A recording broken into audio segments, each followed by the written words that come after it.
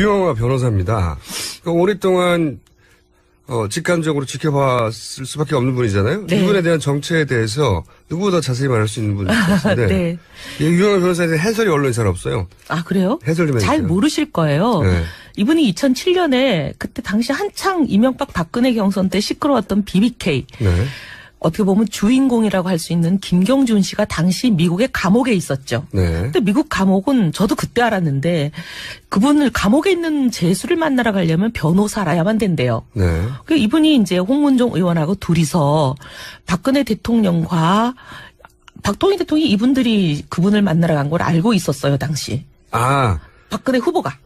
당시는 후보죠. BBK 미국 감옥에 가서 BBK 김경준 씨를 만나서 그때 뭐 회의를 했다는 어쨌든 말도 많았는데 뭘 했는지는 알 수 없는데 어쨌든 만나러 간 건 2번을 만나러 갔죠. BBK 김경준을 미국의 교도소로 만나러 간 사람은 언론에 보도되기로는 이혜훈 의원이라고 보도됐어요 그때. 친박들이 그렇게 만들었죠. 아 본인이 안 갔는데 본인이 간 걸로 뒤집어 씌운 겁니까? 그랬죠. 근데 실제로는 이 유영아 변호사였다? 네네. 폭로! 처음 나온 얘기입니다, 이거. 폭로네. 근데 제가 뭐 그렇다고 그때만 해도 동지인데 뭐 어떻게 보면 같은 캠프에 있고 같은 친박인데 제가 저 아니에요, 저 사람이에요 하고 뭐 그때만 해도 이제 BBK 관련해서 뭐 친이들이 저를 고소하고 난리를 치고 또 대통령이 직접 네. 이명박 대통령이 당선된 상황에서 처남 김재정 씨를 통해서 저를 고소한 상황인데. 근데 그때는 내가 간 게 아니라고 왜 말 안 하셨어요? 그때 계속 당하면서. 그때만 해도 동료인데. 아, 대신 당해준다는 생각을 해주셨구나. 제가 어떻게 그걸 뭐. 왜냐면 수가 있겠어요. 그때 저도 물어본 기억이 나왔거든요. 궁금해가지고. 그때도 이미 의원님 알았기 때문에. 진짜 갔냐고 그러니까, 본인이 안 갔다고. 그럼 누구냐고. 그때는 말을 안 하셨어요. 뭐 그때만 해도 동료인데 제가 뭐 동료를 배신하고 팔고 그러긴 좀 어려웠어요. 지금은 동료가 아니구나. 쫓겨난 지 10년이 넘었는데. 아니 근데 그렇다면 BBK 당시 크게 논란했던 네. BBK 시국 근데 당시에. 근데 이분이 그러고 나서 네. 최근 한 몇 년 전에 어디 조그만 라디오에 가서 본인이 그때 갔었다고 얘기하신 걸로 제가 기억해요. 최근에는. 근데 보도가 되진 않았어요. 최근에는. 예. 아, 그때 이제 대신 뒤집어 쓰고 그걸 고생 많이 하셨죠? 예. 엄청나게. 아니, 뭐, 현직 대통령이 당선되자마자 2월 25일 날 취임하시고 바로 그러고 공천 심사받고 있고 대통령이 이제 공천권을 거의 갖고 있는데 그때 친박 학살할 때 아니에요? 네. 근데 저를 그걸로 자기가 막 임명한 검찰총장한테 넘겼으니 뭐 저는 죽는 거였죠. 네, 어쨌든 그때는 살아났고. 그때는 오히려 살아났고요. 그 다음에 이제 4년이 지나서 박근혜 비상대책위원장이 공천의 전권을 가졌을 때. 그때 잘리셨죠. 갑자기 친박 중진 한 분이 저한테 전화를 하더니 내일 검찰이 발표한다는데 뭔 발표를 모종의 발표를 하는데 전혀 반박하지 말고 입 다물고 있어라. 무슨 발표하는데 그랬더니 들어보면 알아. 그러더니 갑자기 아무도 BBK 감시는 없는 시절에 뜬금없이 검찰이 BBK 김경준을 미국 가서 만나고 접촉한 건 이혜훈이었다. 이런 발표를 하더라고요. 검찰도? 그때 당시는 박근혜 비대위원장의 검찰이 아니고 이명박 대통령 하에 검찰이고 네. 이제 곧 박근혜 비대위원장이 이제 대통령이 될 거다 이런 상황이었죠. 네, 그런데 그런 말도 안 되는 발표를 하더라고요. 검찰이. 네, 정말 그리고 황당하게 짝이 없었어요. 그 발표 나오면 조용히 듣고 있으라고 미리 말해줬고. 네, 미리 말해줬고. 여기서 알 수 있는 몇 가지 검찰 발표를 친박은 빼서 알고 있었다는 것이고. 아니요, 빼서 알고 있는 게 아니고 네. 검찰이 엉터리 발표를 하도록 시킨 거 아니겠어요? 그렇죠. 알고 있을 정도가 아니라 시킨 거 폭로이. 근데 사실 그렇게 되면 박근혜 대통령과 이명박 전 대통령 사이에 사실 교류도 있었다는 얘기잖아요. 이런 정보나. 그때만 하더라도 이미 이제 그 박근혜 대통령 이명박 후보 예비 후보 비슷한 이런 네. 이미 회동이 있었고 다 그런 게 정리된 상태 아니었었어요? 네. 어쨌든 거기서 이제 이혜훈은 제거하는 걸로 정리가 된 거군요. 뭐 그건 모르겠는데 어쨌든 그래가지고 너무 어이없고 기가 막히고 그때 그랬었어요. 근데도 뭐 왜 말을 안 하셨어요? 그럼 조용히 있으라고 그래서 조용히 있으셨어요? 아니요, 그런 건 아니고 제가 이제 언론에는 다 전화해서 미국 감옥에 변호사 자격증이 없는 사람이 갈 수가 없다 확인해봐라. 그리고 내 출입국 기록을 확인해봐라. 그리고 허위사실 유포로 걸겠다. 제가 일일이 언론 대응은 했죠. 혼자? 네. 정말 힘들었어요. 네, 저기서는 검찰 발표로 공격하는데 혼자 이제 한 거죠. 네. 이렇게 저항했으나 아무 소용없고. 뭐 힘도 없으니까 뭐 안 되고. 아무 소용없이 떠내려갔고, 그때요. 그리고 이제. 까마득히 떠내려갔다가. 네, 친박이 제 공천을 잘랐죠. 네. 저 끝으로 떠내려갔다가 혼자 헤엄쳐서 거슬러 올라온 분이에요. 왜냐면 이분 지역구에다가 이분을 떨어뜨리려고 이원 의원을 조윤선 장관을 지금 문체부 장관이죠. 네, 전 그때 전 장관 신분으로 네. 청와대에서 확 갔는데 혼자 헤엄쳐서 이긴 거예요. 네. 장하십니다. 아, 우리 서초구민들이 위대하신 거죠. 미리 알아보시고. 미리 알아보시고. 자. 이용아 변호사에 대해서 또 얘기하실 거 없습니까? 요 정도면 됐나, 1차로? 아니, 그리고 이제 굉장히 제가 굉장히 납득할 수 없었던 거는 총선 종합상황실장을 할 때 2012년에. 네. 군포에 3번째 출마하시는 때였거든요. 2번은 이미 낙선하셨고. 네. 군포에서 이제 3번째 낙선하실 때예요. 네. 군포가 여기서 가기가 굉장히 교통편이 불편해요. 네. 3번 갔다 오면 후보가 그때만 하더라도 이제 비대위원장이죠. 네. 전국에 250개 정도 되는 지역구에서 한 번만 와서 손을 흔들어주면 내가 당선이 된다고 아우성을 칠 때요. 그때입니다. 맞아요. 250명의 후보가. 네. 근데 본선은 13일밖에 없어요. 네. 근데 손수조 후보에게 거의 하루를 한 번을 갔다 오면 그렇죠. 우리 후보는 10시 이전에는 또 안 나오시는 분이니까. 그래요? 예. 그렇기 때문에 이제 부산에 한 번 갔다 오면 거의 하루가 다 날아가요. 근데 그래요. 손수조에게 여러 번을 갔기 때문에 이미 며칠이 다 날아갔어요. 상대편이 문재인. 예. 그러니까 며칠 남아있지도 않는데 군포에 갔다 오면 대서 시간에 왔다 갔다 왕복이 없어져요. 근데 이 군포에 유영아 후보 한 사람을 위해서 제 기억에 3번 이상 갔어요. 아, 다른 걸 다 제끼고. 근데 왜냐면 제가 총선 종합상황실장이니까 후보의 동선을 짜잖아요. 네. 이 특정 후보를 위해서 너무 많은 시간을 할 수가 없으니까 좀 자제해달라고 몇 다른 번을. 곳 좀 가자. 예, 그리고 그럼 군포까지 이왕 시간을 들여서 갔으면 바로 옆 지역구인 시흥이 한 번도 안 갔거든요. 네. 거기는 굉장히 박빙의 차였기 때문에 한 번만 가서 이렇게 해주면 된다고. 그럼 간 김에 거기 5분만 좀 시간을 할애해달라고 여러 번 부탁드렸는데 시흥은 한 번도 안 갔어요. 근데 시흥 후보는 결국 됐어요. 되고 군포는 떨어졌죠. 이분은 여러 번 나오고 최근에도 나왔는데 마지막 이번 총선에 나왔는데 안 그래서 됐어요. 군포에 3번 계속 다 연속 떨어지고 나서 이제 아마 본인이 여기선 도저히 안 되겠다. 강남벨트 소위 공천만 받으면 된다는 대로 옮겨야 되겠다 이렇게 판단을 하셨는지 이번에는 송파을에 네.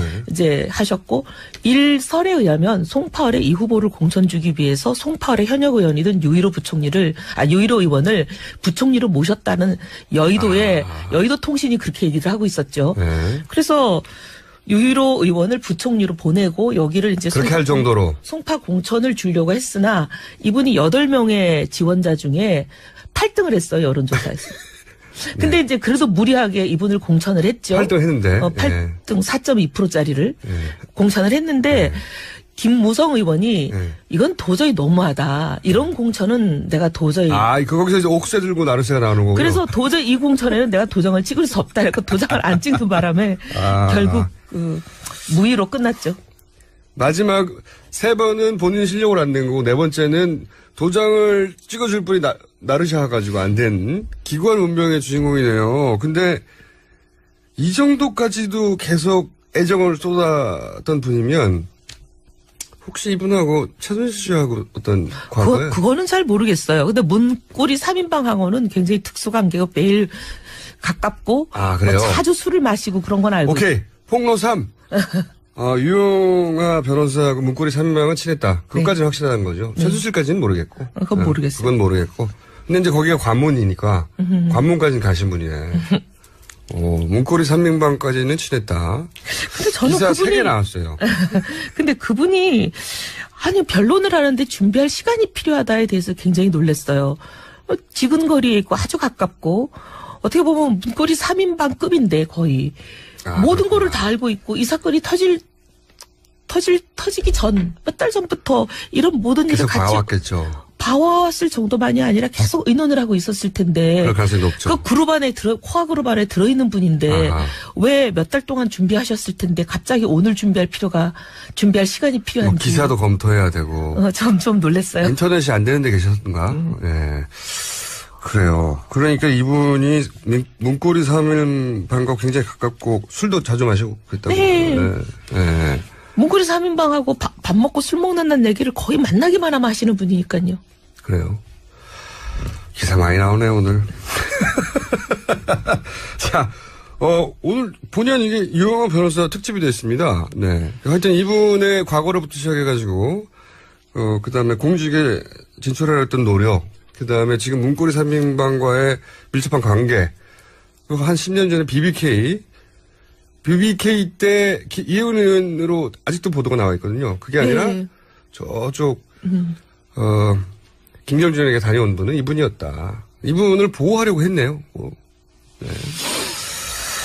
그리고 저는 어제 얘기 중에 대통령이기 이전에 여성으로서의 사생활 보호, 저는 이거 도무지 납득을 못하겠어요.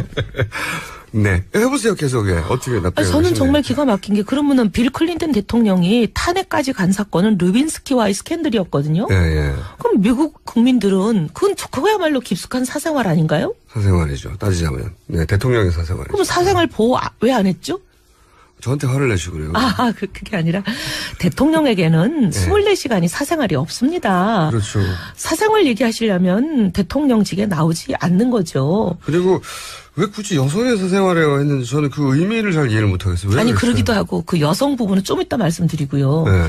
대통령은 공직자 중에서도 그렇죠. 최고의 공직자고 24시간이 오픈돼 있죠. 국가 안보를 책임지고 계시는 국군의 통수권자이시기도 하시기 때문에 사생활이라는 건 없는 거예요. 그래서 연락이 안 되면 안 되는 겁니다. 네. 왜냐하면 잘 때도 전쟁이 날 수 있는 거거든요. 그럼요. 그렇기 때문에 24시간 그 보좌진들이 어디에 있고 어떤 상황인지 항상 알아야 되는 거예요. 그래서 7시간 가지고 계속 얘기하는 거고요. 그리고 옛날에 우리가 이제 군에 있는, 사실 군 수장 중에 한 분, 제가 누구라고 이름을 얘기할 수는 없지만 그분이 성이 어떻게 돼요?